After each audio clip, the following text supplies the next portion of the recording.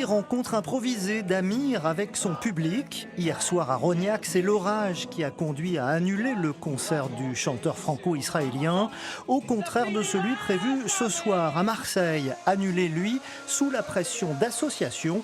Situation dénoncée en fin d'après-midi par le collectif Nous Vivrons lors d'un rassemblement sur le Vieux-Port.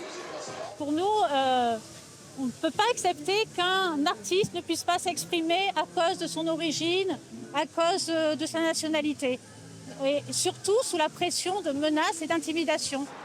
Les terrasses du port jugent que les locaux privés du centre commercial ne sont pas adaptés au risque de débordement et regrettent d'avoir dû annuler le concert. Aucune cause ne saura jamais justifier l'antisémitisme, a immédiatement réagi Benoît Payan. Mais le collectif Union Palestine Marseille, qui appelait au boycott et à l'annulation, se défend de tout antisémitisme. On nous fait passer pour des antisémites, disant qu'on a boycotté ou qu'on a appelé au boycott d'Amir par rapport à sa religion ou à son appartenance ethnico-religieuse, ce qui est totalement faux. Nous appelons au boycott de tous les artistes qui ont soutenu d'une manière ou d'une autre le gouvernement génocidaire israélien, ce qui est le cas d'Amir.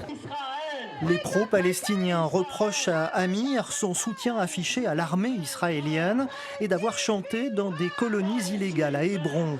Lui se défend d'être partisan, comme en janvier dernier dans l'émission C'est à vous. J'ai jamais tenu le moindre mot, la moindre déclaration qui n'était pas celle de la paix, du vivre ensemble, de la fin des souffrances. Et donc je suis certain que ce ne sont pas mes opinions politiques qu'on pointe du doigt, mais ce que je suis. Le représentant de la France à l'Eurovision 2016 doit chanter à nouveau le mois prochain en Nouvelle-Aquitaine et à Tel Aviv.